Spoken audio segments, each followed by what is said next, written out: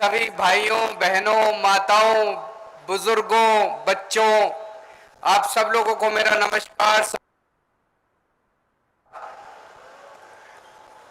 दोस्तों, एक साल पहले आप लोगों ने जम के वोट दिया था हम लोगों को। 117 में से 92 सीट दी थी। अपने प्यारे छोटे भाई, अपने प्यारे बेटे भगवंत मान को आपने पंजाब का मुख्यमंत्री बनाया था। हमने आपके सामने कई वादे किए थे।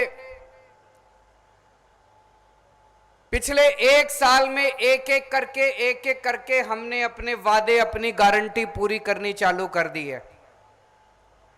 कई लोग हमारे पास आते हैं, कहते हैं आपको राजनीति करनी नहीं आती, इतनी जल्दी वादे और गारंटी पूरी नहीं की जाती। वादे और गारंटी तो आखिरी साल में पूरी करते हैं, जनता भूल जाएगी। हम उनको कहते हैं हम यहां राजनीति करने नहीं आए, हम जनता की सेवा करने के लिए आए हैं। मैं आप लोगों से पूछना चाहता हूं, किस किस का बिजली बिल जीरो हो गया? जरा हाथ खड़ा करके बता दो। सबके बिजली बिल जीरो हो गए, सबके बिजली बिल जीरो हो गए। लोगों को यकीन नहीं था। जब पिछली बार चुनाव के पहले मैं और भगवंत मान जगह जगह जाके कहते थे हम आपके बिजली बिल जीरो कर देंगे, तो उधर से कांग्रेस वाले कहते थे झूठ बोल रहे हैं, पंजाब का बजट तो घाटे में चल रहा है, पंजाब के ऊपर तो इतना कर्जा है। अकाली दल वाले, बीजेपी वाले कहते थे झूठ बोल रहे हैं, पंजाब के ऊपर तो इतना कर्जा है, पंजाब का बजट तो घाटे में चल रहा है। सरकार बनने के 3 महीने के अंदर हमने आपके बिजली के बिल जीरो कर दिए पूरे पंजाब के। और मेरे बगल में अभी चीमा साहब बैठे थे, हमारे वित्त मंत्री, फाइनेंस मिनिस्टर, खजाना मंत्री, वो मेरे को बता रहे थे पिछले एक साल में जितने हेड हैं, जितने मद हैं, हर हेड के अंदर खूब पैसा आ रहा है, हर हेड के अंदर खूब पैसा आ रहा है। कैसे पैसा आ रहा है?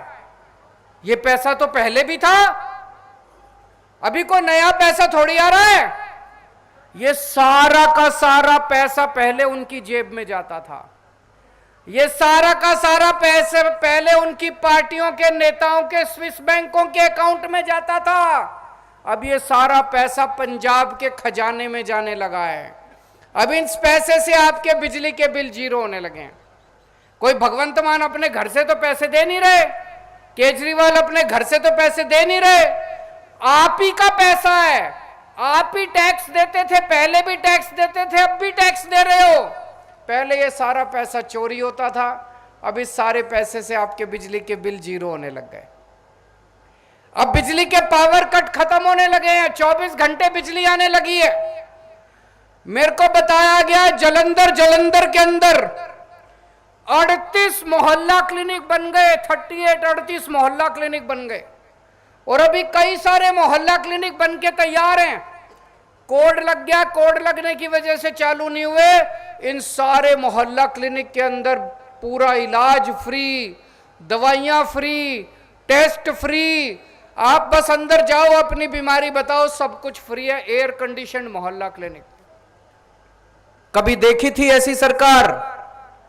पहली बार ऐसी सरकार आई है जो सीधे जनता के लिए काम कर रही है।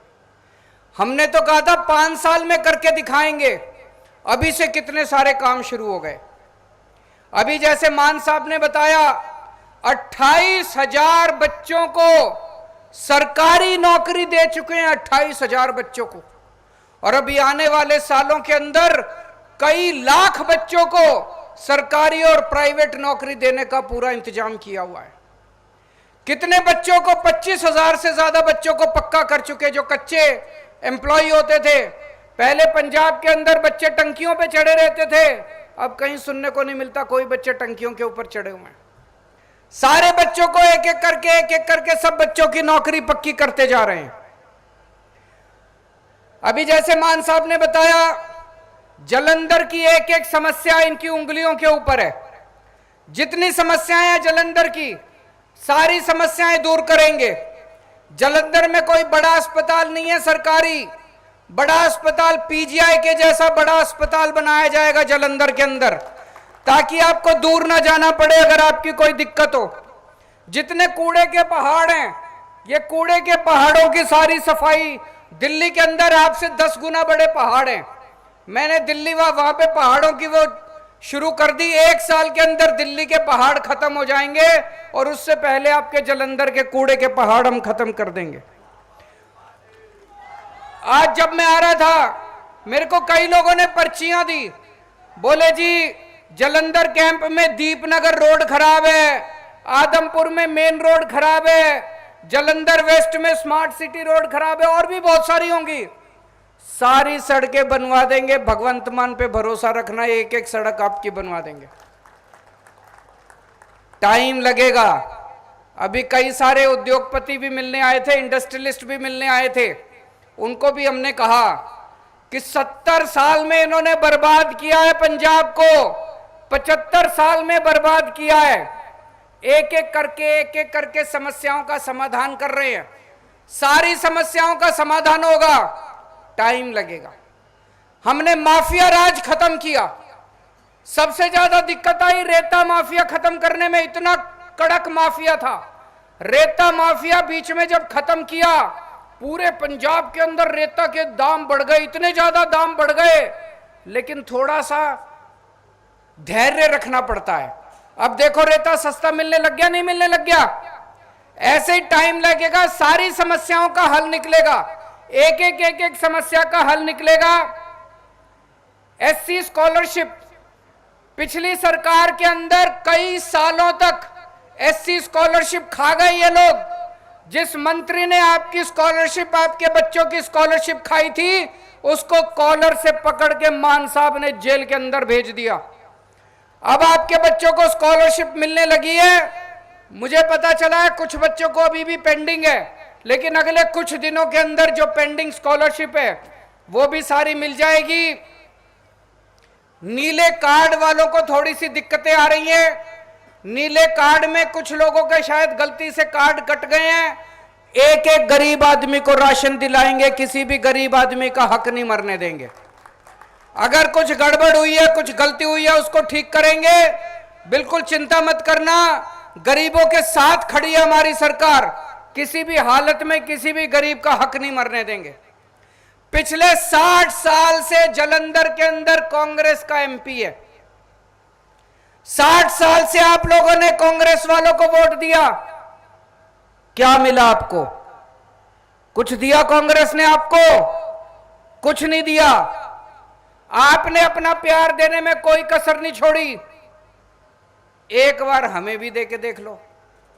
पिछली साल आपने पंजाब हमारे हवाले किया। इतना अच्छा काम कर रहे हैं हम लोग, इतना ईमानदारी से काम कर रहे हैं।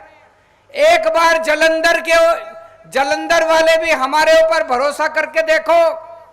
कांग्रेस की जगह इस बार हमें वोट दे के देखो, एक मौका दे के देखो। और दूसरी बात, अगर आप कांग्रेस को वोट दोगे क्या फायदा होगा? पंजाब में तो हमारी सरकार है, काम तो हम नहीं कराने हैं। काम कराने के लिए तो हमारे पास ही आना है। कांग्रेस वाले को वोट दे दोगे, वो लड़ाई करेगा, रोज तू मैं करेगा। तो लड़ाई करनी है तो उनको वोट दे देना।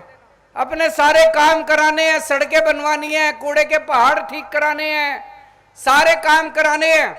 तो एक बार एक मौका इस बार आम आदमी पार्टी को देके देखो, झाड़ू का बटन दबा देना। फिर से मैं आपको गारंटी देके जा रहा हूं, जितने आपके जालंधर के काम हैं, सारे काम मान साहब आपके सारे काम पूरे करेंगे। आपने पिछली बार भी, पिछले साल भी चुनाव में हमारे ऊपर विश्वास किया था। मैं पूरी उम्मीद करता हूं इस बार भारी बहुमत से सारे रिकॉर्ड तोड़ के आप जालंधर सीट से रिंकू जी को जिता के लोकसभा के अंदर भेजोगे, झाड़ू का बटन दबाओगे। बहुत बहुत शुक्रिया। बोले सोनिहाल।